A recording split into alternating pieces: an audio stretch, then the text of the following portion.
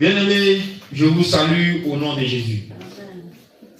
Vous savez, nous devons nous arranger pour ressembler à Jésus dans tout ce que nous faisons. Celui qui ne ressemble pas à Jésus, celui qui n'est pas comme Jésus, ne peut pas le voir au dernier jour. Alléluia. Celui qui n'est pas comme le Seigneur ne peut pas le voir au dernier jour. Amen.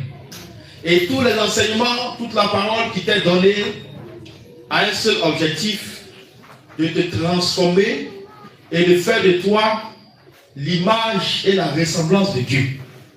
Si tu ne ressembles pas à Dieu, dans tout ce que tu fais, tu ne peux entrer au ciel. Nous sommes ici, c'est pour le ciel que nous sommes là. Personne n'est ici pour aller en enfer. Si c'est ton objectif, tu seras seul dans cette entreprise. Personne ne va t'accompagner. Moi, je le dis toujours. Voilà, celui qui va en enfer, il ira seul. Il ne va jamais l'accompagner dans cette voie. Parce que moi, ce que je recherche, c'est que mon âme soit sauvée. Et ce que je dois faire pour que Dieu ait pitié de moi, pas à cause de mes œuvres, pas parce qu'il est trop fermé, je suis trop super homme. Non. Mais ce que je dois faire pour que Dieu ait pitié. Parce qu'on rentrera au ciel par grâce. Sinon, chacun va raconter, Seigneur, moi, il a fait ça, moi, il a fait ça. Et puis, en fonction de ça, il va taper sa partie de Dieu, je suis digne d'entrer au ciel. Tu n'es pas digne. C'est Dieu qui t'accorde la pitié, la miséricorde, et puis tu rentres. Donc, c'est dans cet esprit que nous sommes.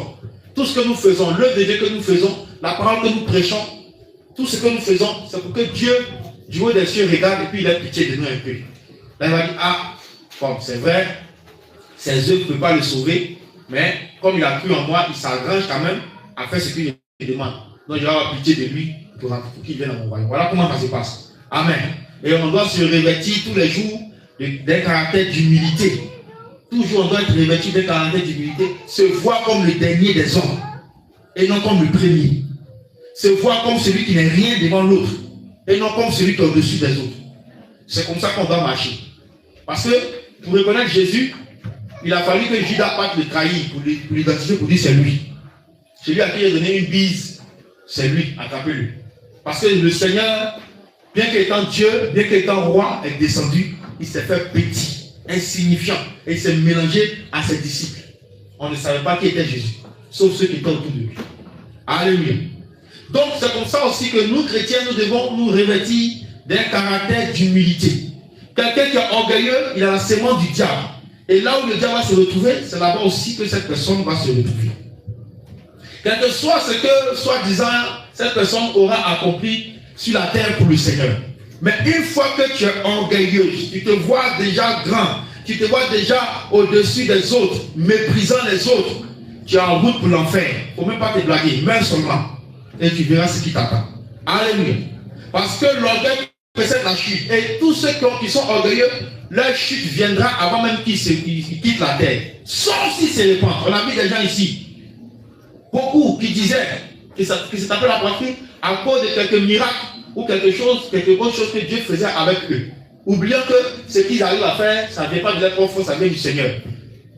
Ils devaient donner toute la gloire à Dieu, mais ils sont donnés la gloire. Et ils ont traîné des foules derrière eux, qui les ont suivis, qui ont cru en eux plutôt qu'en Dieu. Mais ces personnes sont tombées avant de mourir. Et malheureusement, bon nombre d'entre elles ne se sont pas repenties, se sont retrouvées dans le feu de l'enfer. Malgré toutes les croisades, il y a des sectes qui ont fait de très grandes croisades, qui ont rempli des stades. Alléluia. Mais ils sont restés dans l'humilité. Ils sont restés dans la petitesse pour servir Dieu. Amen. Donc l'humilité précède la gloire et l'orgueil fait tomber forcément. Gloire à Jésus. Donc nous devons ressembler à Jésus. Aujourd'hui, ce que nous constatons dans le milieu chrétien, c'est que il y a beaucoup de caractères négatifs, des caractères qui sont mauvais. C'est juste un rappel d'enseignement. Des caractères qui sont mauvais, qui se manifestent au milieu des enfants de Dieu, au milieu de l'Église. Des choses même que normalement on ne devrait pas voir. Amen. On va citer un peu ces choses que nous voyons, l'orgueil, la colère, le manque de pardon, la division, les clans. Donc ces choses, on les constate entre les enfants de Dieu, c'est-à-dire dans la relation entre frères et sœurs. Amen. Le mépris, voilà, le mépris, le rejet, la calomnie, la condamnation, le jugement. Dépouiller dans l'église de Dieu. Je vous ai toujours dit, moi, il va attaquer d'abord nous les chrétiens. Parce que tant qu'on n'a pas changé, on sera déçu avant d'aller chez les païens. Alléluia. Les païens ne connaissent pas la loi. Mais nous connaissons la loi. Et nous ne devons pas nous amuser. Amen. Voilà. Donc il y a aussi des états de comportement et de langage entre chrétiens, entre enfants de Dieu. Amen. Et ça, c'est le constat qu'on fait. Parce que si tu es chrétien, que tu es né de nouveau, tout chrétien qui est né de nouveau, c'est celui-là, alléluia, qui va manifester les caractères de Christ. C'est pourquoi je dis et je répète, Église la sainteté, je vous en supplie, chaque jour travaillons sur nous, travaillons sur notre vie. Amen. À pouvoir ressembler à Jésus. Et c'est ce qu'on vous enseigne ici. Alléluia. Donc, quand tu es né de nouveau, les fruits de l'esprit t'accompagnent. Les fruits de l'esprit marchent avec toi. Tu les manifestes. Et on sent en toi que cette personne était X. Aujourd'hui, elle est devenue Y. Dans ta relation avec ton prochain. Gloire à Jésus. Des discordes qui ne finissent pas. Amen. Des discordes qui ne finissent pas.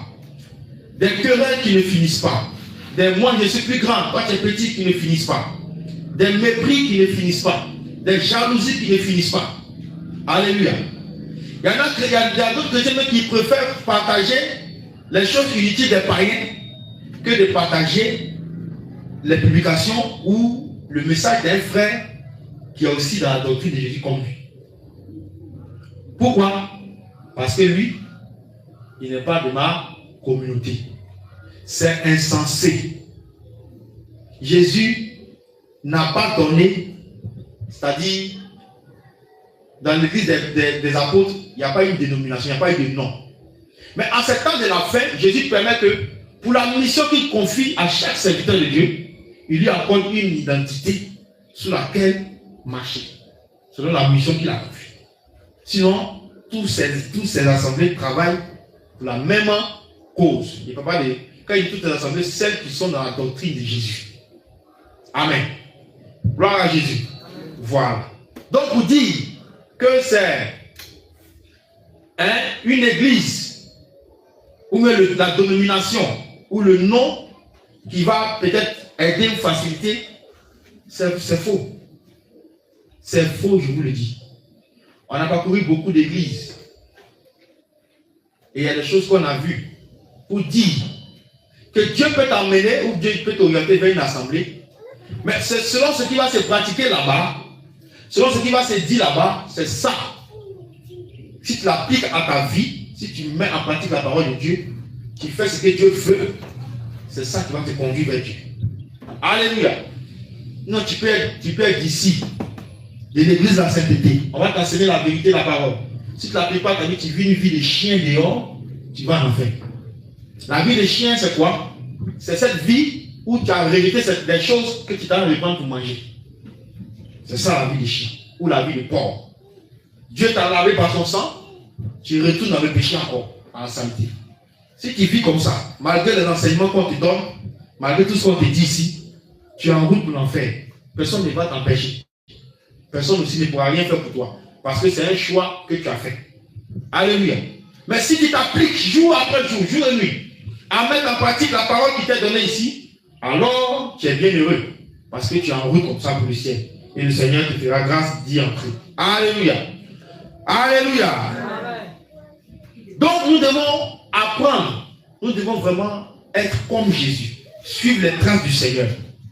Tout ce que le Seigneur Jésus a fait. Si tu ne vois pas ça en un chrétien ou un enfant de Dieu, et qui te dit que je suis fort ou que je suis saint, je suis ceci, c'est un menteur. Alléluia. Si tu ne vois pas ça, tu ne vois pas ça chez cette personne qui parle beaucoup, qui aime se vanter. Amen. Les caractères de Jésus, dès que Jésus a marché, si tu ne vois pas ça en cette personne, c'est un imposteur. C'est un ravisseur. Il se trompe lui-même. Amen. Les gens ont cru à l'évangile des apôtres parce qu'ils ont vu en eux Jésus.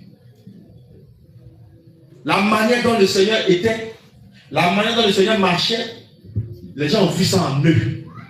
Donc quand ils ont parlé là, ils ont cru recevoir la parole, mais quand on regarde aussi leur caractère, leur comportement, c'est différent de ce qu'on sait habituellement. Et ils ont cru. Mais est-ce que toi aujourd'hui, tu peux te lever à aller parler à quelqu'un qui est perdu? Quand il te regarde, vous faites la même chose. Alléluia. Donc, comment on doit marcher, comment on doit être dans notre relation avec notre prochain? Il est dit une chose qui est très importante par le Seigneur. Toute la Bible, là, ça se résume en 2 points. Amen. La relation orientée vers Dieu et la relation orientée vers notre frère, notre prochain. Celui qui a accompli les deux là, il a accompli toute la Bible. Ça ne sert à rien de faire du bruit pour rien. Comme nous l'avons expliqué ici, beaucoup, la plupart du temps, ils privilégient plus la relation avec Dieu. C'est normal, hein, c'est important, c'est la première des choses. Mais je l'ai dit ici un dimanche, n'oublions pas aussi la relation avec notre prochain. Comment on doit être envers notre prochain? Comment on doit se comporter? Qu'il soit bon ou mauvais, qu'il soit chrétien ou païen. La parole de Dieu te demande quoi? C'est tout. Qu'il soit comme ci, qu'il soit comme ça, ça ce n'est plus à ton niveau.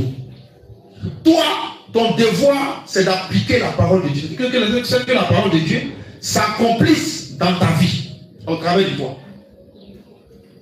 Qu'est-ce que la parole de Dieu me dit? La manière dont je dois me comporter face à mon prochain. La parole de Dieu me dit quoi? Il est mauvais ou il est gentil ou il est ceci, il est cela.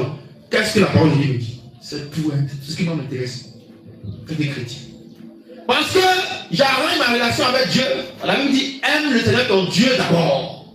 Et ensuite tu aimeras ton prochain comme toi-même. Dans tout ce que nous allons voir, c'est une affaire d'amour. C'est-à-dire que c'est la manière dont Dieu veut que nous aimions notre prochain. C'est comme ça dans ma vie. Donc quel caractère je dois adopter avec mon frère, avec mon semblable, celui qui est en face de nous? Parce que tout ça, ça ressemblait aussi à Jésus. Hein? Ah oui. C'est pas pour porter grosse robe seulement.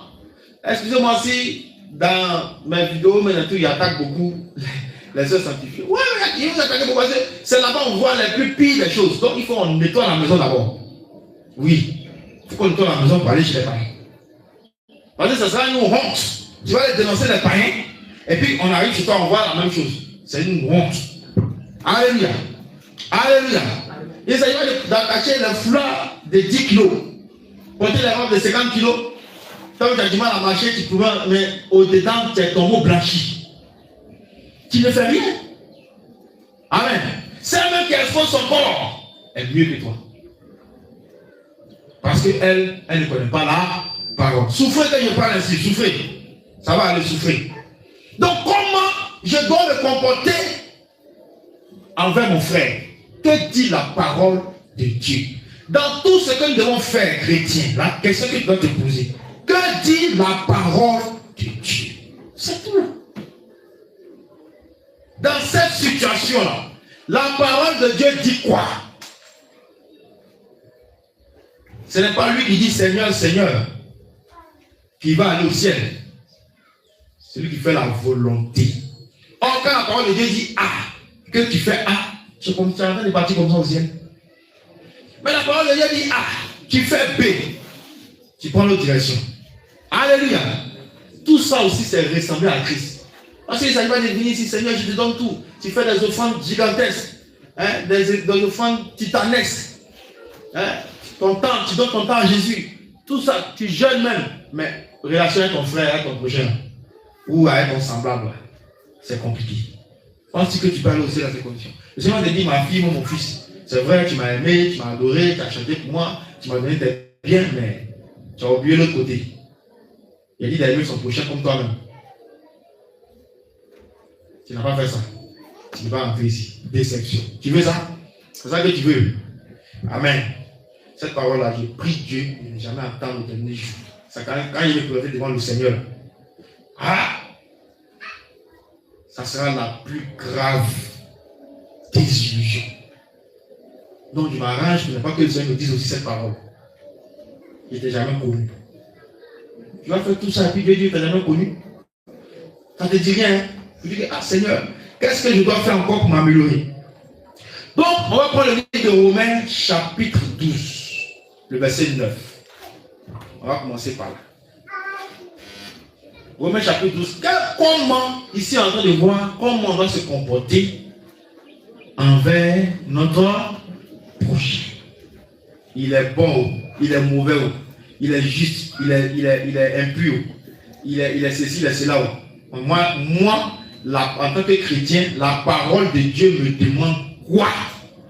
C'est la question qu'il faut toujours se poser devant une action. Amen. Donc le premier point, ce que je dois faire envers mon prochain, c'est d'avoir un amour sans hypocrisie. Il faut noter. Ton amour pour ton prochain, qu'il soit bon ou mauvais, c'est que ça doit être vrai, quoi. Voilà. Un amour sans hypocrisie, un amour sans intérêt. Parce que dans le milieu chrétien aussi, il y a un amour par intérêt. Quand on voit qu'on veut avoir quelque chose avec toi, là, on s'approche de toi, on est doux, on est gentil. Voilà. Et tu penses que la personne t'aime.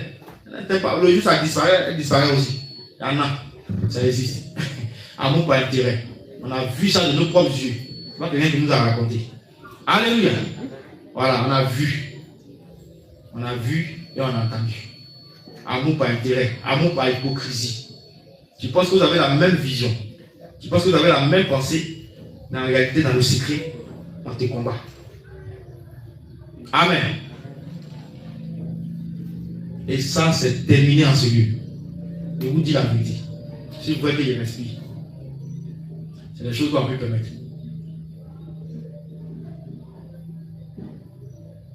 Alléluia. Romains 12, 9. Que la charité soit sans hypocrisie. Bien aimé, l'amour que nous devons avoir les uns pour les autres doit être un amour sincère et vrai. Si ton amour n'est pas sincère et vrai, ce n'est pas l'amour de Jésus-Christ. Mais quand Dieu dit que tu aimeras ton prochain comme toi-même, si cet amour n'est pas conforme aux règles ou aux standards de Dieu, tu ne fais rien. Alléluia. Donc nous devons nous aimer d'un amour véritable. Quand tu aimes quelqu'un, tu ne couvres pas ses fautes, tu lui dis pour qu'il change. Tous ceux qui me connaissent un peu particulièrement, s'il y a une affaire avec toi, je vais forcément aller te dire. Je te dis que, voilà telle chose que tu as fait là, je ne suis pas d'accord. Il ne va pas te cacher, et puis on va rire ensemble, mais il te cache ça. Il ne peut pas faire ça. Même quand il veut me taire, c'est comme quelque chose qui boit en moi qui doit sortir. Quelque chose d'amoré, ça tourne ton ventre que tu dois vomir, tu peux gagner. Tu vas gagner. Donc il faut qu'on apprenne à se parler franchement, dans la sincérité. Pour dire que, mon frère, là, c'est bon. Là, c'est pas bon. Mais on ne suit pas dans le mal. Il n'y avait jamais su quelqu'un ici dans le mal. Toi aussi ne suis jamais quelqu'un ici dans le mal. Si même vous dormez ensemble, vous mangez ensemble en train de mal faire, il faut lui dire. Alléluia. Lui-même, ça va lui permettre de se corriger. C'est ça aussi l'amour de Dieu. L'amour de Dieu, c'est pas quand on caresse les péchés. Des gens appellent l'amour quand la personne fait mal et puis, bon, tu es là, ça va aller. La personne ne change pas, hein. Ça va aller, la personne ne change pas. Et puis on dit non, c'est l'amour. Quand tu tapes, on dit il n'aime pas, il n'y a pas d'amour. Mais c'est insensé. L'amour là, ça arrive souvent à prendre bâton. Quelqu'un qui aime bien là, il châtie aussi. Mais celui qui te caresse chaque fois dans le sang du poil, il ne t'aime pas. Pendant que tu vas tomber, c'est le mec qui va venir te dire il avait dit, mais il savait que, il savait. Pourtant, voyant le terrain glissant que tu as pris, il pouvait te parler, tu allais régresser la trajectoire. Il pouvait même passer par des moyens durs pour que tu comprennes. Alléluia. Si moi, je prends toujours les gens, si tu as fait quelque chose, même si je vais te parler dans un premier temps, mais mon comportement, il va me montrer dans mon comportement que j'ai affaire avec toi. Et quand le moment sera favorable, il vient. Il dit voilà ce que tu as fait. Tu vas me tuer, tu vas me mettre en bouteille. Mais je dis pour ton bien. C'est comme ça. Le Seigneur n'a pas eu honte ou peur de parler. Par amour pour les pharisiens, il leur a dit, repentez-vous. Ils n'ont pas écouté. Ils n'ont pas écouté. Ils sont restés dans les lois, dans les péchés. Donc, l'amour que nous devons avoir pour notre frère, soit sans hypocrisie. On va lire Jean 13, 35. Jean 13, 35. Il a dit, à ceci tous connaîtront que vous êtes mes disciples, si vous avez de l'amour les uns pour les autres. Comment quelqu'un voudra aussi aimer Jésus? Comment quelqu'un voudra aussi dire que bon, moi je vais fréquenter cette assemblée parce que quand je regarde la manière dont ils sont entre eux-mêmes, quand je regarde la manière dont ils marchent entre eux-mêmes, vraiment je sens l'unité, je sens la communion, je sens l'amour au milieu d'eux. C'est comme ça. Et souvent, l'évangélisation là, c'est pas par la parole seulement, mais par le caractère en évangélisation. Si de loin les gens nous observent, peut-être qu'il y a d'autres qui veulent venir, ils observent de loin, et puis ils constatent que ce que nous on prétend enseigner ou dire n'est pas retrouvé au milieu de nous. Comment pourront-ils venir? Comment pourront-ils venir? Amen. C'est ça. Comment pourront-ils venir? Donc il faut qu'eux aussi ils observent ça au milieu de nous. La communion fraternelle, l'entraide, le véritable amour. Chacun est capable de se saigner pour l'autre. Amen. Mais pas l'hypocrisie, malice, division, clan, dans les secrets. On vient dire alléluia, tout le monde dit amen, mais dans les secrets là, c'est gâté. Amen.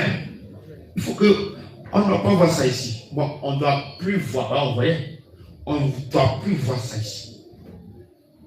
Alléluia. Voilà, on ne doit plus voir ça ici. Parce que si quelqu'un qui est habilité à faire ça a été ôté, toi qui n'es pas habilité à faire ça, qu'est-ce que tu as fait? Voilà.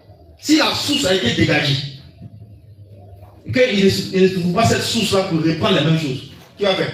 Si toi tu es habitué, tu t'es habitué quand on t'écoute, quand tu t'as menti, mais critiquer l'autre, et puis toi tu viens pas, c'est là que tu fais, l'autre t'arrête, tu vas ici, t'arrêtes, tu vas ici, t'arrêtes, tu vas faire quoi? Tu vas être délivré. Tu seras délivré. Alléluia.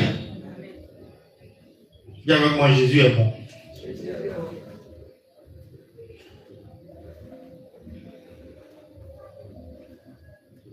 Verset 10. Par amour fraternel, soyez pleins d'affection les uns pour les autres. Par honneur, usez de persévérance réciproque. Ça, il s'agit de la relation avec son frère. Par amour fraternel, soyez pleins d'affection les uns pour les autres. Oh. Donc, voici la manière dont le Seigneur veut nous voir marcher. On doit être plein d'affection pour notre frère. On doit être plein d'affection pour notre soeur. Ici, il n'est pas mentionné que les uns pour les autres, là, c'est ceux qui sont bons seulement. Ceux qui te saluent seulement.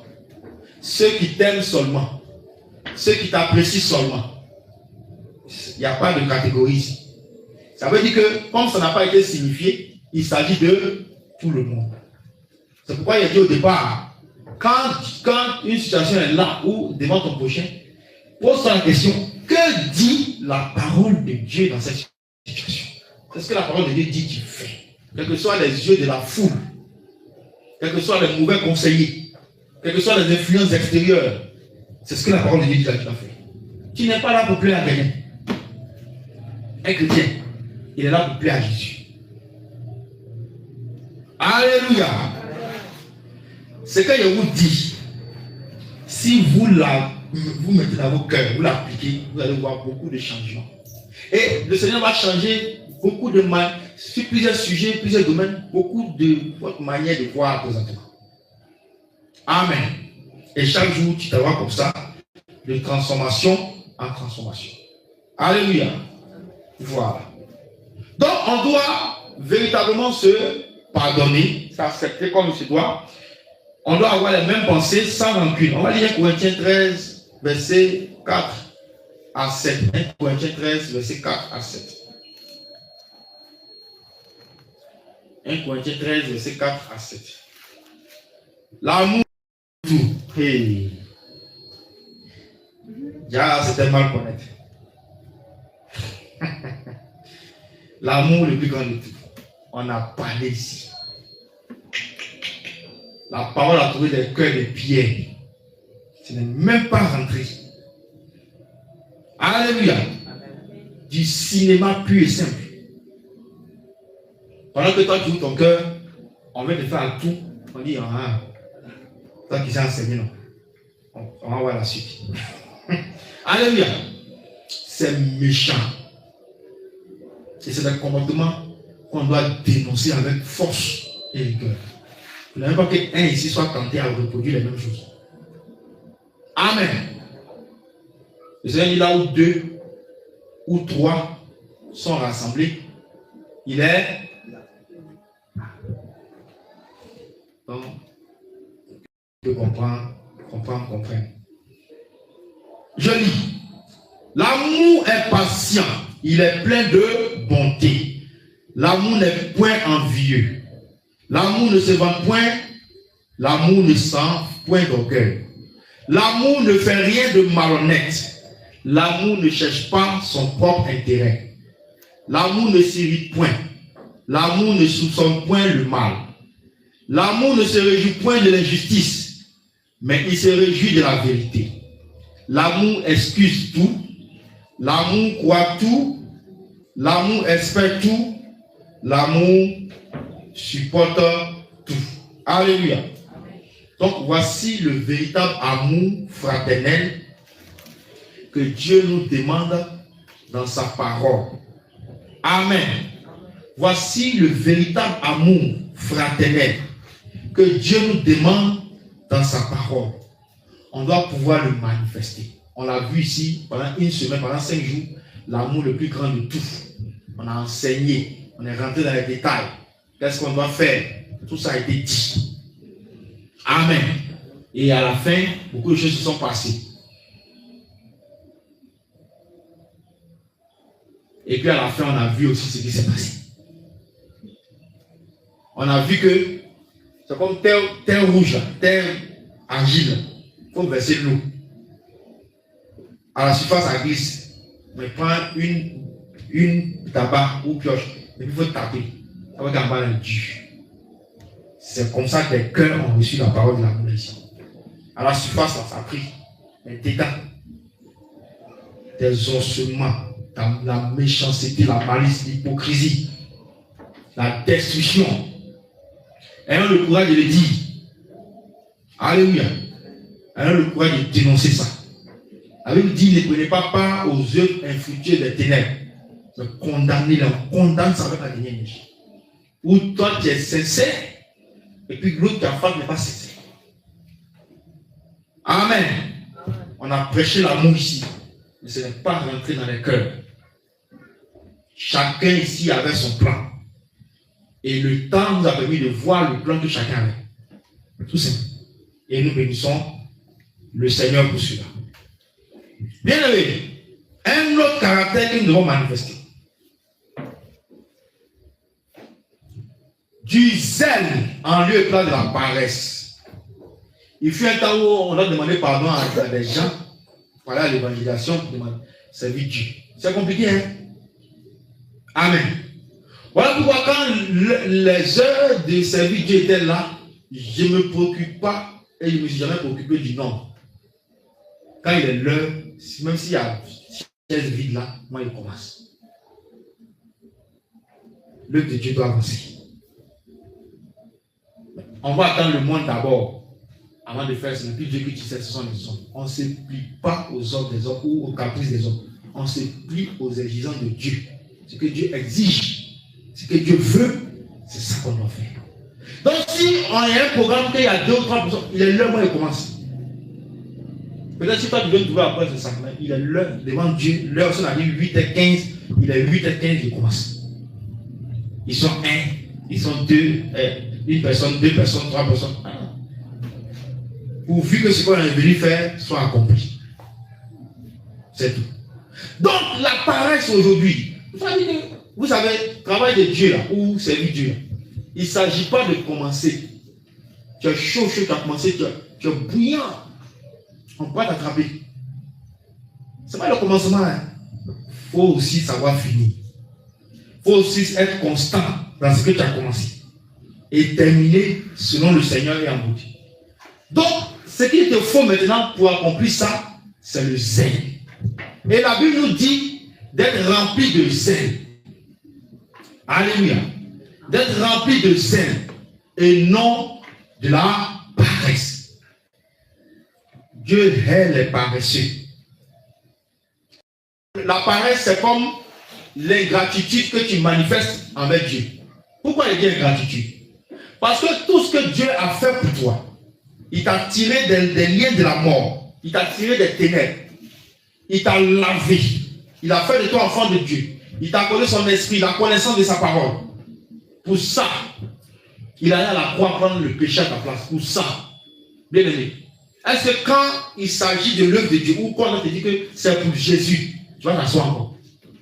Mais si tu t'assois, tu as rempli de paresse. Bon, vraiment, aujourd'hui, il n'y a pas envie de partir. Aujourd'hui, il y a envie de partir. Mais tu ne sers plus Dieu. C'est toi-même que tu es en train de servir. Parce que tu es en train de faire ta propre volonté. Tu fais ce que toi tu veux. Tu viens quand tu veux. Tu fais quand tu veux. C'est comme ça. Ce n'est plus Dieu que tu sers. Et tu es animé d'une paresse qui traduit spirituellement une ingratitude envers Dieu. Et ça, c'est grave. Donc, dans ces conditions, tu rentres au ciel comment? Il faut me répondre. Si tu as le secret, tu as le système ou le circuit, montre-moi aussi. Viens commencer à m'asseoir un peu. Voilà, parce que fatigué, mais toujours debout pour le Seigneur. Tant qu'il s'agit du Seigneur, il n'y a pas de fatigue chez moi. Alléluia. Donc, si tu as le secret, ce couloir pour entrer au ciel en t'asseyant, en étant animé de paresse, on finit le culte, tu me prends à côté, tu dis, ah, ouais, il y a le couloir. Alléluia. Ah oui. Parce que ce couloir-là, ça t'amène à la mort. C'est le couloir de la mort, tu as pris. Aucun paresseux n'a la vie éternelle. Aucun paresseux n'entrera au ciel. Donc, continue de dormir. On parlait ici souvent des chrétiens du dimanche. Lui, c'est dimanche seulement. À part dimanche, là, tout ce qui va se passer pendant la semaine, tout le programme, ça ne dit rien. Alléluia. Continue. Tu vas rendre compte. Et le zèle représente une âme spirituelle sur l'armure du chrétien. C'est quelle partie? C'est quoi? Hein? C'est quelle partie du corps? Les pieds, les chaussures. J'ai pris une image que tu comprennes que tu comprennes spirituellement ce qui t'arrive quand tu as arrivé des paresse. On est sur le chemin, on marche. On va au ciel, c'est pas ça? Bon, d'autres, ils vont en enfer. On n'a rien à voir avec eux. Voilà, nous on va au ciel. On marche. Chacun habillé. Il y a certains qui n'ont pas casque. Mauvaise pensée. Pensées impures. Mauvaise intention. Ça prend, à l'envers de venir dans ça, ils pensent. Il y a d'autres qui n'ont pas de cuirasse. Quand on flash un peu dans le cœur, alors ça s'élève comme ça. Il va détruire tout sur son passage. Lui aussi, il est disqualifié. Il y a d'autres qui n'ont pas de ceinture. Mensonge, c'est leur identité. La vérité n'est pas en eux. Il ment comme il respire. Il y en a d'autres qui n'ont pas bouclier. Quand le ennemi lance, ça le prend. Ah, la petite douleur, ça prend. Petit bobo, chaque fois c'est toi qui es un bobo. Tu n'as pas bouclier. Foi te manque. Alléluia. Il y a d'autres qui n'ont pas épée. Lui subit, il a un mot de défense seulement. Il n'attaque jamais. Moi, il ne peut pas me mettre en mode de défense pendant combien de temps? Je dois le riposter. Et puis, il faut que l'ennemi sente que quelque chose est venu. Alléluia. Tu m'as fait, peut-être il ne sait pas que c'est toi. Si c'est pas que c'est toi qui es à côté, tu me fais ça. Tout le temps, il peut me défendre, mais ça vient d'où? Ça vient d'où? Il faut qu'il ait su que c'est toi. On va courir dans la noire. On va voir entre mon Dieu et puis celui que tu adores là, qui est bon. Il ne faut même pas essayer. Parce que si je me lève contre toi, tu me combats. Tant qu'il n'est pas atteint mon objectif. Il n'est pas donné sommeil. Pourquoi? Parce que tu me détruis. Donc je prends l'épée aussi et puis j'attaque la parole de Dieu. J'attaque. Donc il n'y a pas de parole. Et ils sont là, ils mode défensif. On tape, ils défendent seulement. Il a bouclier. Il n'y a pas épée. peut-être c'est fourchette, mais c'est le couteau. Mais l'ennemi, il a aidé. Quand il lance, au moins, tu as brûlé lui, la vie t'a déjà eu. Amen. Il y a d'autres qui n'ont pas chaussures. Donc, les amis, il y a casque, cuirasse, ceinture, bouclier, épée, là, tout.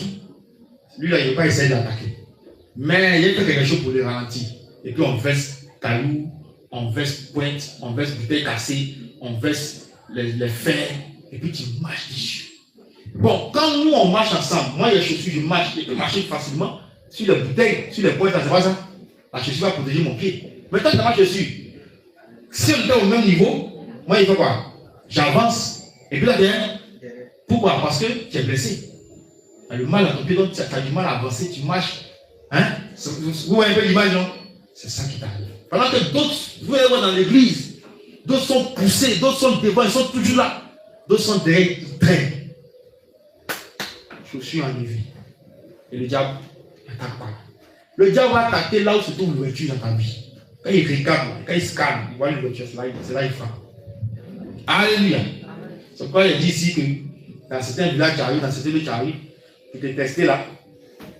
Un sorcier va mettre son doigt dans ta narine, il dit tu t'es quand tu t'es mis bien en dehors. Ah, lui là, c'est rien. Il ne faut pas s'occuper de lui. Il n'est pas à notre niveau. Mais quand ils font tout, puis il n'y a rien, c'est qui? Alléluia. Et c'est là la nuit, ils vont chercher à venir, tu fais des gawa. Chacun prend ses braises, un qui est prêté son visage, un qui est prêté son dos. Ça crie là-bas dans la maison. Ils ne vont pas crier devant toi, mais dans la maison, ils vont crier. Waouh, waouh, waouh, il y a quoi? Non, il n'y a rien. Il sait. Alléluia. Donc, le zèle doit remplir nos cœurs. Toujours être debout pour le Seigneur. Toujours. Toujours se lever. Quand Dieu a besoin de nous. Quand on te dit ça, c'est pour Jésus là.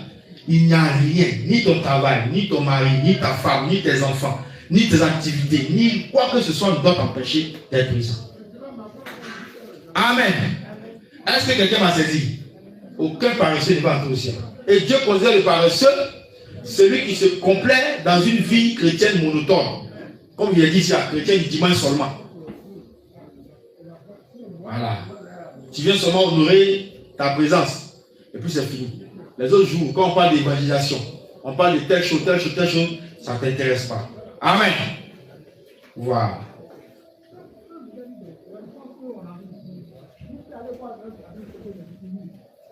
Proverbe 6, verset 9. Proverbe 6, verset 9. Paresseux, jusqu'à quand seras-tu couché? Quand te lèveras-tu de ton sommeil? Dieu s'adresse à toi. Paresseux, jusqu'à quand seras-tu couché? Quand te lèveras-tu de ton sommeil? Proverbe 19, verset 15. La paresse fait tomber dans l'assoupissement et l'âme nonchalante éprouve la faim. Amen. Donc, nous devons nous rappeler tous les efforts que le Seigneur a fait pour nous, à chaque fois pour nous lever, pour accomplir son œuvre. Amen. Et le livre de Jérémie 48, verset 10 nous parle de ça. Maudit soit celui qui fait avec négligence l'œuvre de l'Éternel. Un jour, on va détailler sur ce point. On a dans une série d'enseignements, il avait prédit les actes qui mènent en enfer. Tu as fait promesse à Dieu, que ce soit en nature ou en argent. Tu as fait promesse aussi par rapport à l'œuvre de Dieu. Seigneur, je vais te servir tous les jours de ma vie. Il faut t'apprêter à lui expliquer ça au dernier jour. Je te dis la vérité, hein, si tu n'as pas corrigé sa main de mourir, je m'arrête là. On va détailler ça. Alors, le livre de 1 Corinthiens 15 aussi 58, qu'on a l'habitude de lire ici, nous dit quoi? Ainsi, mes frères bien-aimés, alléluia, soyez fermes, inébranlables, travaillant de mieux en mieux à l'œuvre de l'apôtre Jacques. C'est ça, non? C'est ce qu'il a écrit, non? À l'œuvre de la servante Jeanne. Hein? C'est pas ce qu'il a écrit? C'est écrit quoi là-bas? Dites-moi vous-même.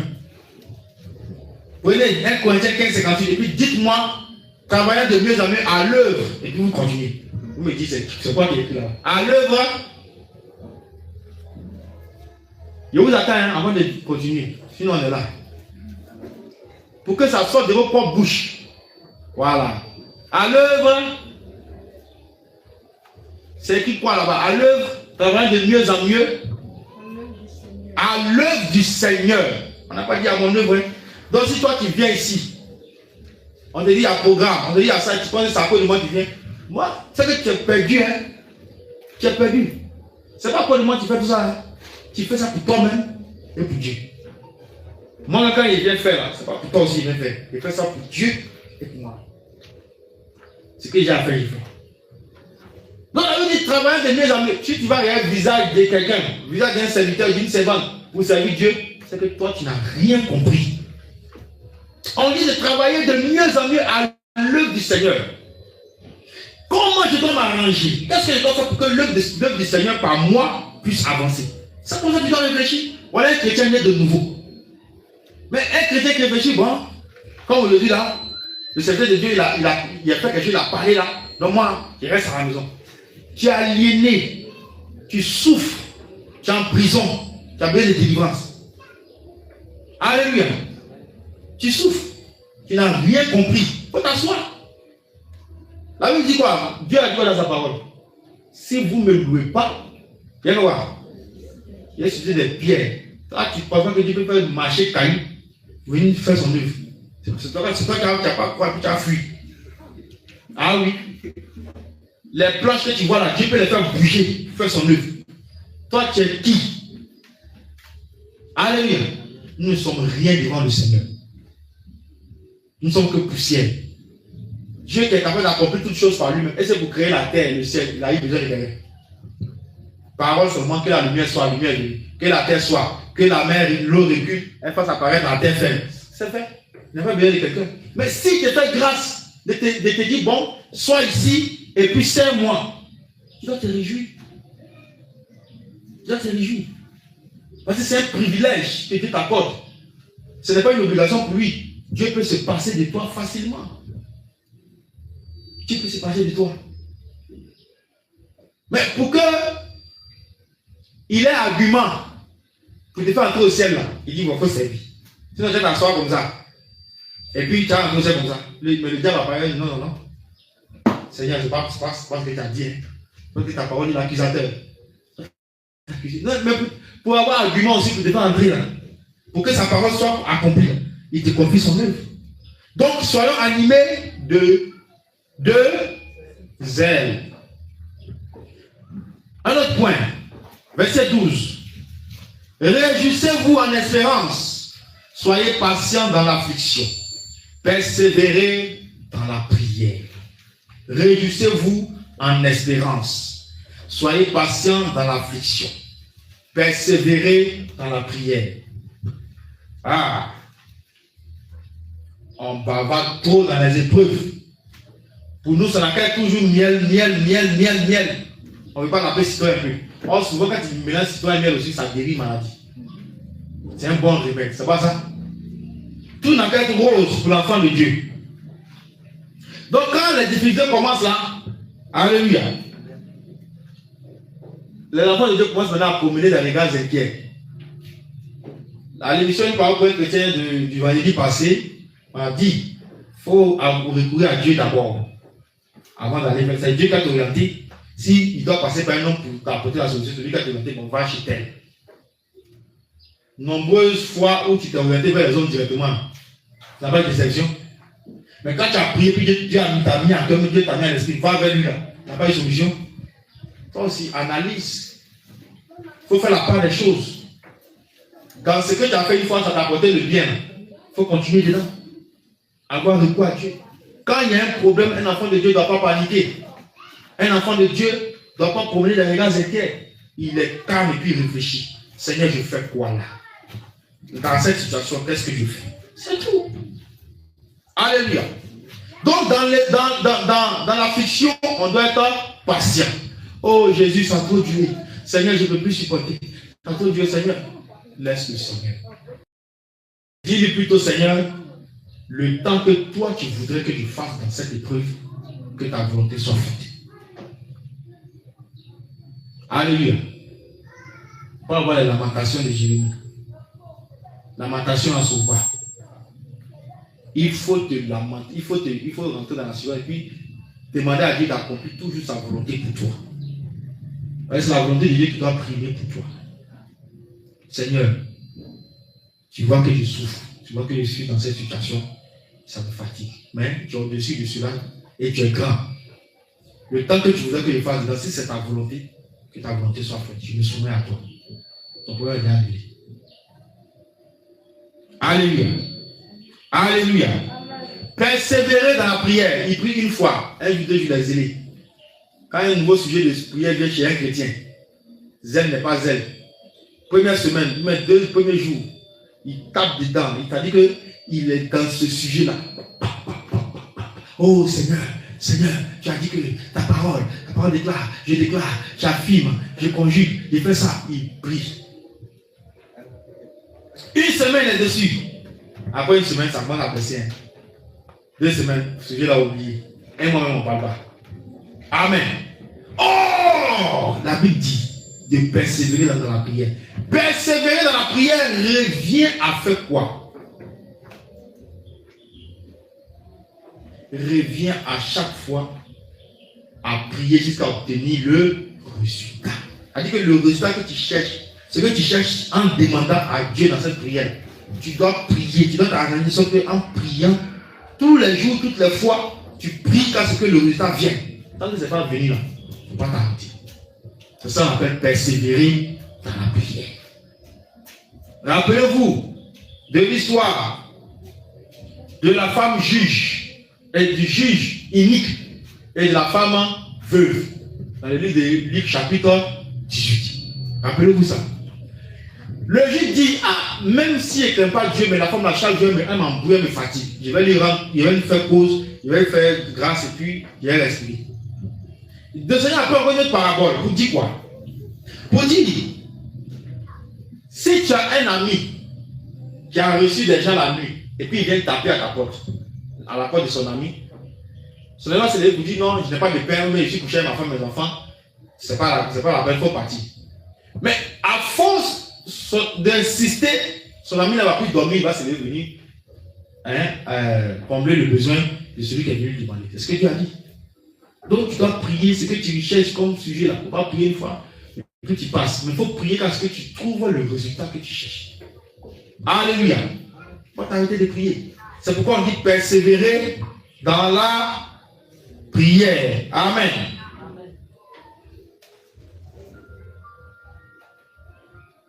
L'affliction, je rappelle encore, Maranatha. Maranatha. Ça dort. L'affliction fait partie, on s'assoit, l'affliction fait partie de la vie du chrétien. Si tu es chrétien, il faut avoir ça dans ta tête, que tu dois passer par l'affliction, par les épreuves, par les tribulations. Ça là, ça doit être enregistré ici. Alléluia. Mais c'est parce que on prêche aux gens que si tu viens chez Jésus, tous tes problèmes seront résolus, toute solution à problème. Oui, Jésus a solution à tout problème, ça c'est vrai. Mais tel qu'il a été, tel que les gens ont fait sur la terre, le monde qui n'accepte pas la lumière, la rejeté. C'est comme ça que toi aussi, quand tu acceptes la lumière, tu seras forcément rejeté. Tu seras forcément traité de la même manière. Alléluia. Donc tu dois avoir ça dans ta tête à partir d'aujourd'hui. Et tu dois préparer ton âme, ton corps à ça. Que moi, en tant que chrétien, suivant Christ, étant sur la route du ciel, je dois m'apprêter à affronter les épreuves, les tribulations, les persécutions. Alléluia. Tu es chrétien, tu es à l'aise. Dans les quartiers, il y a des satanistes, il y a des sociétés, tu es à l'aise. On ne t'en veut pas, on ne parle pas de toi, on n'attaque pas, il n'y a rien, tu ne reçois rien, tu es à l'aise. Il faut te poser la question.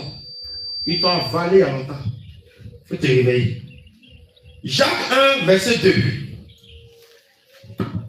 Jacques 1, verset 2. Jacques 1, verset 2. Mes frères, regardez comme un sujet de joie. Quand ça, tu as dit à un chrétien, il va dire, non, lui, il parle de quoi? Moi, il souffre, puis souvent ça vient en joie. C'est la mentalité de plusieurs chrétiens. Moi, je souffre. Et puis dans le souffrance, ça vient en joie. Pourquoi? Ah, Dieu ne va pas qu'il souffre. Parole des chrétiens charnels. Regardez comme un sujet de joie complète les diverses épreuves auxquelles vous êtes exposés. Verset 12. Heureux l'homme qui supporte patiemment la tentation, car après avoir été éprouvé, il recevra quoi? La couronne de vie que le Seigneur a promise à ceux qui l'aiment. Amen. Amen. Voilà. Quand tu es dans l'épreuve, quand tu es dans l'affliction, ça n'a qu'à être un sujet de joie pour toi. Il y a deux personnes qui ont fait cette expérience. Dans le livre des Actes, chapitre 16, qu'est-ce qui s'est passé là? Il y a eu deux serviteurs de Dieu qui étaient dans une situation compliquée, mais qui n'ont pas pleuré. Ils n'ont pas dit Jésus, ton affaire est trop compliquée. Il te réunit, il te rejette. C'est fini. Moi, quand ils sont là, après je dis, je rejette Jésus, je ne suis plus chrétien. Ils n'ont pas fait ça. Mais la Bible dit au milieu de la nuit, quand ils ont été mis en prison, au milieu de la nuit, Paul et Silas étaient en train d'adresser quoi? Des cantiques tabassés à mort. Tu es traîné comme un chien. Tu es blessé, tu n'as pas encore soigné. Ton sang n'est pas encore séché. Les chaînes sur toi. La même nuit, tu ne penses pas à cette douleur-là. Et puis tu es en train de chanter Dieu. Mais il faut être à un niveau spirituel élevé pour comprendre cette dimension-là. Et c'est ça que nous, on doit atteindre. Est-ce que le chrétien de ce siècle, à l'image de Paul et Silas, est capable, même quand il souffre, de chanter des louanges à Dieu pour dire Seigneur, merci parce que tu me fais passer par là. Merci parce que je souffre. Il a fini de gonfler ses narines devant Dieu. Il a fini de gonfler son visage devant le Seigneur. Il a fini de murmurer dans son cœur. Il ne faut pas sortir, mais tout se passe dans le noir.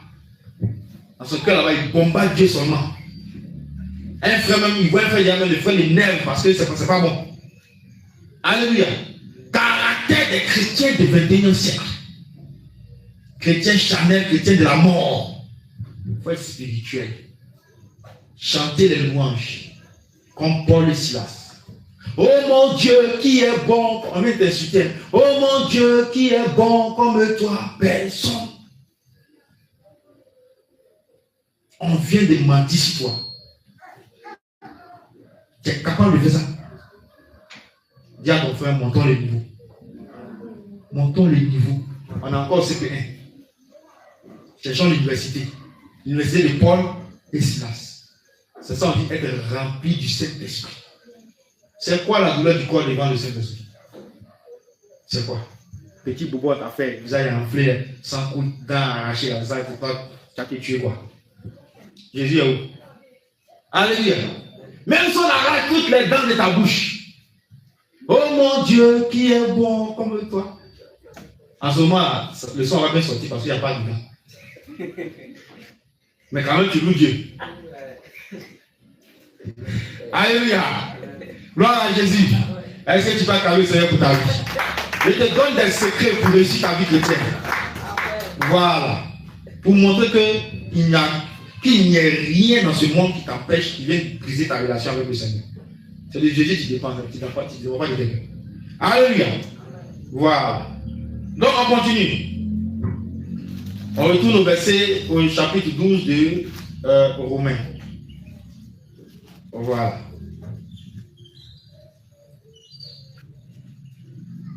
On dit bénissez ceux qui vous, au verset 14, bénissez ceux qui vous persécutent, bénissez et ne maudissez pas. Hey, Seigneur, aide-nous. Ah, c'est difficile, hein? C'est nous-mêmes qu'on t'attaque.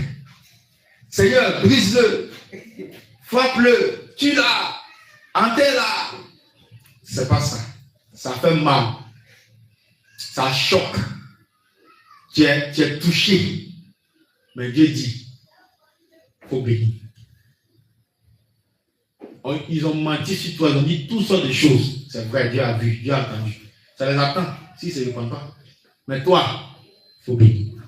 On t'a maudit, on dit toi, il faut bénir. Alléluia. C'est ça le cœur de Jésus. Hein? Amen. C'est ça ressembler à Jésus. Hey. C'est pas celle qui m'a fait quelque chose la dernière fois là. Elle va voir, non, moi, non, c'est là, non.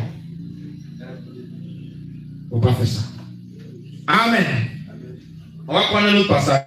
Matthieu 5, verset 44. Et ça, ce n'est pas une option, c'est une obligation. On doit accomplir ça. Matthieu 5, 44. Mais moi, je vous dis, on dit, vous avez entendu dire que tu aimeras ton ami ou bien celui qui t'aime, et puis tu haïras ton ennemi. C'est ce qui a été dit dans la loi. Mais le Seigneur dit, mais moi je vous dis, aimez vos, bénissez ceux qui vous maudissent. Faites du bien à ceux qui vous haïssent. Et priez pour ceux qui vous maltraitent et qui vous persécutent. Si tu en fais quelque chose, Dieu, est-ce que tu es capable de faire ça?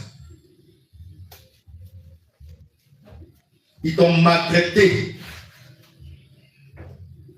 Chez ton oncle, chez ta tante, chez ta grand-mère, chez ton grand-père, ils t'ont maltraité. Dieu dit, pendant que tu te maltraites là, le soir, quand ta prière, ou à midi ta prière, dis Seigneur, aide. Tu es capable de faire ça?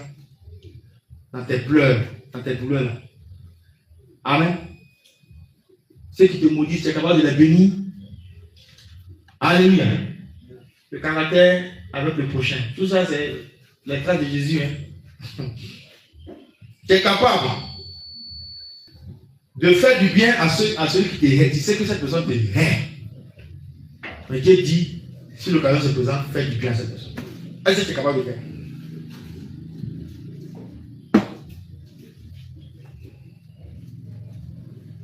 Voilà ce que Dieu nous demande. Le caractère qu'on doit avoir envers notre prochain. Il n'a pas spécifié qu'il est bon ou il est mauvais. Tout le monde. La preuve même, il dit de pratiquer le bien avec ceux qui a délivré son église de toutes choses et a vraiment pris les choses en main qu'il est toujours en train de régler. Alléluia. Alléluia. Amen. Donc, nous devons avoir les mêmes sentiments les uns envers les autres. Le livre de Actes 2, versets 42 et 46 nous dit quoi? Qu'ils étaient tous les jours, chaque jour, ils étaient tous les jours ensemble, assidus au temple. Ils ne faisaient rien l'un sans l'autre. Ils servaient Dieu ensemble. Ils faisaient toutes les choses ensemble. Ils partageaient le pain ensemble. Ils priaient ensemble. Ils rompaient le pain ensemble dans la maison. Et ils prenaient la nourriture avec joie et puis simplicité de cœur en Jésus-Christ. Mais dans l'église d'aujourd'hui, ça n'est pas ainsi. Il ne faut pas, en tant que chrétien, nous devons être aspirés par ce qui est élevé. Comme je l'ai dit en début de mon intervention, il faut toujours être caractérisé de comportement et d'attitude d'humilité. L'humilité, c'est le caractère du chrétien, parce que Christ lui-même est humble et s'est humilié. Alléluia. Alléluia. Et ne soyons pas sages à nos propres yeux. Je ne dis pas en toi. Moi, comme je suis dépouillé, comme je suis à la sainteté pour le ciel, donc je suis mieux que l'autre. Ou bien, moi, la manière je connais la parole de Dieu, je m'applique à mettre la parole de Dieu en pratique, c'est que l'autre là, il est déjà foutu, moi je suis mieux. Pourquoi il dit ça? Il a dit que celui qui croit être debout, on dit qu'il est debout, on dit qu'il croit être. Ça veut dire que tu n'es pas encore debout. Tu penses être debout. Prends garde de ton vie. Amen. C'est l'humilité qui va faire que Dieu va te révéler les choses cachées que tu traînes encore, et il va t'aider à pouvoir les abandonner. Mais si tu penses que tu es toi arrivé là, même ce qui est caché, tu fais là, Dieu va venir te montrer, puis tu es là, il faut mourir, tu t'en vas en enfer. Amen. Verset 17. Ne rendez à personne le mal pour le mal, recherchez ce qui est bien devant tous les hommes. Ah oui, elle m'a fait ça, j'ai fait ça aussi. Il m'a fait ça, je vais lui faire ça aussi. Tu n'es pas chrétien encore. Tu es païen. Sinon, il y a des gens qui sont levés contre nous ici, qui sont levés contre l'église. Dans le temps. Ils ont sali nos noms sur les réseaux sociaux partout. C'est très facile de brancher caméra et puis parler aussi. Avec toutes les informations qu'on avait, tous les dossiers qu'on avait, toutes les preuves qu'on avait, on pouvait déballer. Alléluia. On a laissé pour nous à Dieu. Et Dieu va s'en charger, Dieu s'en charge. Alléluia. pensant qu'en salissant notre nom, en faisant tout, ça allait détruire l'œuvre de Dieu. Je dis, il n'y a pas quelqu'un qui est né. Il n'y a pas quelqu'un qui est né sur cette terre pour détruire cette œuvre. Nous aurons le parti. Parce que si tu t'attaques à cette œuvre, tu t'attaques au Seigneur lui-même. Et comme il sait qu'il n'a jamais perdu de combat. Il n'y a pas quelqu'un qui l'a terrassé une fois. Donc, toi, ton échec est clair, placé. Alléluia. Toi qui te lèves contre l'œuvre de Dieu, ton échec est clair. Parce que tu n'as pas fait un homme. Il ne faut pas voir ma personne. Mais vois celui qui est derrière moi. Amen. Pourquoi il dit, il n'y a pas quelqu'un qui est né sur cette terre. Tant que le Seigneur Jésus est là, il y a quelqu'un qui peut arrêter cette œuvre. Ils peuvent continuer à salir. Ils peuvent continuer à dire des mensonges. Ils peuvent continuer à propager même des nouvelles. On s'en fout de ça. Ce qui nous importe là, c'est ce que Dieu pense de nous. Pour nous, l'œuvre de Dieu doit avancer. Donc, ils peuvent faire ça. Ça ne va rien changer au destin que Dieu a tracé pour chacun. Ça ne va rien changer. Alléluia. Il y a des gens qui ont sali ici. Ça allait où? Il y a des gens qui ont traité des satanistes ici, des mauvais ici. Ça allait où? Ces mêmes serviteurs continuent de servir Dieu. C'est Dieu qui va les juger au dernier jour. Alléluia. Que chacun se concentre. C'est comme c'est l'habitude des gens. On mange ensemble le riz. Quand ils mangent, il ne regarde pas dans son assiette. C'est dans mon assiette, il regarde pour manger le riz. Il mange son riz, mais ses yeux sont comme ça. Que chacun se concentre sur la mission que Dieu lui a confiée. Parce que c'est comme ça qu'on va rendre devant Dieu. Amen. Donc quand tu fais le mal, ne cherche pas à rendre ce mal qu'on t'a fait. Il faut laisser pour toi Dieu. Laisse pour toi Dieu et Dieu va régler. La dernière fois, il avait parlé ici de quoi? De la vengeance, non? Il dit de laisser la vengeance à l'Éternel. On t'a fait, tu as subi. Demande à Dieu de te fortifier. Quand c'est fini, il faut passer ton chemin. Passe à autre chose. Alléluia. Donc ne rendez l'église ici. Ne cherchez pas à rendre le mal par le mal à quelqu'un. Même si on t'a fait du mal, toi arrange-toi pour faire toujours le bien. Verset 18. S'il est possible, autant que cela dépend de vous, soyez en paix avec tous les hommes. C'est ce que la parole de Dieu dit. Hein? Mais il y a des gens qui sont terribles. Hein? Alléluia.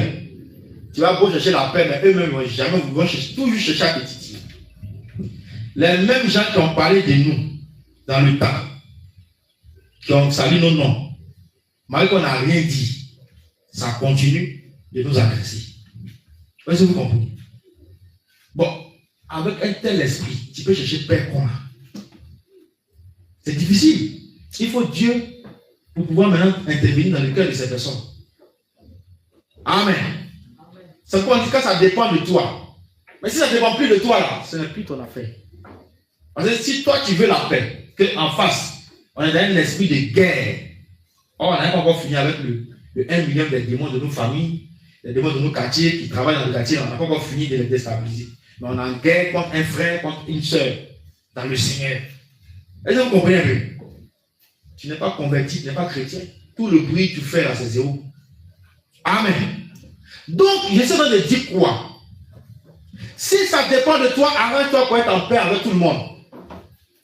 Mais si toi tu veux la paix, que celui qui est en face ne veut pas la paix, ça maintenant, ça ne dépend plus de toi. Tu laisses entre les mains de Dieu. Alléluia. Voilà. Toi, il faut tenter. Si tu as tenté que ça n'a pas pris, Dieu sait que tu as fait ta part. Verset 19. Ne vous vengez point vous-même, bien-aimés, mais laissez agir la colère, car il est écrit: à moi la vengeance et à moi la rétribution, dit le Seigneur. Je vais vous dire une chose. Si on t'a fait quelque chose, ça te fait mal, chrétien, il faut apprendre à fermer ta bouche et puis il faut continuer. Plus tu fermes ta bouche, Dieu se charge de ton combat. Mais quand tu te mets à parler, Dieu se dit quoi? Toi-même, tu veux régler la chose toi-même. Donc il te laisse enfermer. C'est fini. Quand on accusait le Seigneur, pendant qu'on l'a attrapé, est-ce qu'il a dit A pour se défendre? Mais aujourd'hui, des 2000 ans plus tard, on a vu la vérité. C'est pas ça? On a vu la vérité. On sait qu'il était mauvais. qui a menti. On sait. C'est comme ça que Dieu travaille. C'est les hommes qui sont pressés. On veut que sur le champ, en même temps. Il ne faut pas te presser. Peut-être dans 1 mois, dans 2 mois, dans 1 an même, dans 10 ans même. On dit tu es nulle part et puis le bruit te parvient comme ça. Ah, voilà ce que Dieu a besoin de faire là-bas. Alléluia. Amen. Donc quand tu te tais, tu confies ça à Dieu, Dieu s'en charge. Donc il ne faut pas te venger toi-même. Quelque chose que le monde de ta famille t'a fait, dans la famille on t'a fait. Pas chercher à te venger toi-même. Dis Seigneur, je mets ça en tes mains. Toi-même tu vas voir. Alléluia. Toi-même tu vas voir ce qui va se passer. Verset 20. Si ton ennemi a faim, lui qui a menti sur toi, il a faim. Lui qui t'a calomnié, il a faim. Lui qui t'a fait des choses, il a faim. Lui qui t'a blessé, il a faim. La Bible dit quoi? Donne-lui à manger, c'est obligatoire, c'est ce que tu dois faire. Et puis il ne faut pas lui manger là, avec mauvais cœur, avec un cœur brûlant. Donne-lui ça avec bon cœur même. Avec la joie, avec la paix. Mon frère, il faut prendre, ma soeur, il faut prendre. S'il a soif, donne-lui à boire. Car en agissant ainsi, ce sont des charbons ardents que tu amasseras sur sa tête. Ah. Pour lui, parce que toi tu es kawa, malgré tout ce qu'il te fait là, il vient encore, tu le fais. Mais c'est lui qui a un problème après. Ouais, comment Dieu est simple, Dieu est pur. Verset 21, ne te laisse pas vaincre par le mal, mais surmonte le mal par le bien. Est-ce que tu peux acclamer le Seigneur? Alléluia. Nous avons fini l'enseignement. Amen. Retiens que tout ce qu'on a vu là, c'est ce qui se passe dans le cœur de Dieu. Dieu fait pleuvoir sur les bons et sur les méchants. Donc il dit que celui qui est méchant avec toi, s'il a faim, donne-lui à manger. Celui qui est mauvais avec toi, comme étant ton ennemi, s'il a soif, donne-lui à boire. C'est ce que Dieu a dit. Et toi, tu dois faire ça. Ce n'est pas à discuter. Tu dois faire. Elle t'a maltraité dans la famille, et puis elle vient vers toi. Il faut faire. Amen. Sauf si tu n'as pas les moyens. Tu peux dire, ah bon, comme il n'y a pas les moyens, donne-moi tes meilleurs prières pour toi. Tu as fait aussi. Mais ton cœur te brille, mais tu brilles. Acclame le Seigneur, il est fort. Vous pensez que Dieu est d'accord avec ce qui se passe sur la terre? Les millions de péchés qui sont commis, les abominations. Et puis la même personne vient demain, Seigneur, aie pitié de moi, puis Seigneur, c'est facile pour Dieu. Mais Dieu fait, hein? Il gagne à manger. Il pleut sur lui aussi. C'est bon ça? Donc Dieu dit, on fait comme ça aussi. On va voir ce qu'il y a dedans. Là, nous-mêmes, quand on expérimente ça là, on n'a plus péché. C'est vrai que le péché fait mal. C'est pourquoi tu es dedans. Mais si tu as fait peur, la main tu braises Dieu, on t'a braisé aussi là. Tu as dit quoi? Ah, la manière, on sait que Dieu souffre. Hein? Bon, moi aussi, je ne fais plus. C'est pas ça? Et la sagesse de Dieu t'amène à la sanctification. Il y a des expériences que Dieu nous fait passer. Ce n'est pas pour nous tuer, c'est pour qu'on comprenne ce qui se passe en lui. Voilà. Les blessures que tu reçois, les déceptions que tu reçois, c'est ce que toi aussi tu fais à Dieu quand tu te détournes de sa parole. Donc il veut que toi aussi tu sentes ça pour que tu le comprennes. Un peu. Mais à d'autres, ce n'est pas le problème. Hein. Il a été brisé 10 fois, il retourne dans ces choses 10 fois. Lui, il n'a rien compris encore. Amen. Il n'a qu'à se réveiller. Sinon, braise, ça ne va jamais le louper. Il sera dédain qu'à la vie. Alléluia. Lève-toi et acclame le Seigneur pour cette parole. Et on va prier. Acclame le Seigneur pour cette parole que tu as entendue. Voici comment le Seigneur veut que tu te comportes avec ton frère, avec ton prochain, quel que soit ce qu'il est. Tiens-toi debout. Tu vas dire Éternel. Je te rends grâce pour cette parole. Tu me montres comment marcher avec mon prochain. Tu me montres comment me comporter avec mon prochain. Je te rends toute la gloire. Aujourd'hui, j'ai compris beaucoup de choses. Que cette parole pénètre mon cœur. Que cette parole entre en moi. Que cette parole change mon attitude. Il faut parler à Dieu toi-même. Il faut parler à Dieu. Parce que si tu n'es pas transformé selon la parole de Dieu, tu perds ton temps avec le Seigneur. Ce que le Seigneur attend de nous, c'est une transformation réelle. C'est une transformation vraie. La parole que tu entends va pouvoir te transformer. Et tu dois commencer à l'appliquer à l'instant où tu l'as entendu. Tu dois commencer à la mettre en pratique à l'instant où tu l'as entendu. C'est ça que Dieu attend. Ce n'est pas autre chose. C'est ça que Dieu attend. Que lorsque la parole est enseignée et donnée, tu sois ou tu fasses ce que la parole dit. Donc quand on va sortir d'ici, commence à appliquer ça. Tout ce que tu as entendu, tout ce que tu as reçu, ce n'est pas pour que tu sois pire, mais c'est pour que tu sois meilleur dans le Seigneur. C'est pour que tu sois meilleur dans le Seigneur. Parle à Dieu, parle à Dieu, parle à Dieu. Le caractère du véritable chrétien dans sa relation avec son prochain, c'est ça. Le caractère du véritable chrétien dans sa relation avec son prochain, c'est ça que tu as entendu. Est-ce que tu es un véritable chrétien? Si tu es un véritable chrétien, tu dois naturellement mettre cela en pratique. Au nom de Jésus, prie. Seigneur, nous avons entendu ta parole. Seigneur éternel, viens nous aider. Viens nous aider, nous t'en supplions, à faire ta volonté, à faire ce que tu demandes. Seigneur Jésus, soutiens-nous dans ta droite triomphante. Et je prie, Père, qu'à partir de cet instant, nous puissions l'appliquer. Nous puissions appliquer cette parole à notre vie. Seigneur, aide-nous. Et je prie que cette parole rentre dans le cœur de tes enfants. Que rien ne vienne enlever ce qu'ils ont reçu ce matin. Que rien ne vienne arracher ce qu'ils ont reçu ce matin. Oh Dieu, que cette parole rentre dans le cœur de tes enfants. Je te rends gloire. Afin que, Seigneur, ils aient le caractère que tu demandes. Ils aient l'attitude que tu demandes. Et que tes enfants te ressemblent comme tu le souhaites. Merci, Seigneur, de nous avoir entendus, de nous avoir exaucés. Que la gloire te revienne. Au nom de Jésus, nous avons prié. Amen, amen. Est-ce que tu peux acclamer le Seigneur puissamment? Bien-aimé, tu n'as pas acclamé le Seigneur. Il dit d'acclamer Dieu Tout-Puissant de ce qu'il t'a donné sa parole. Alléluia.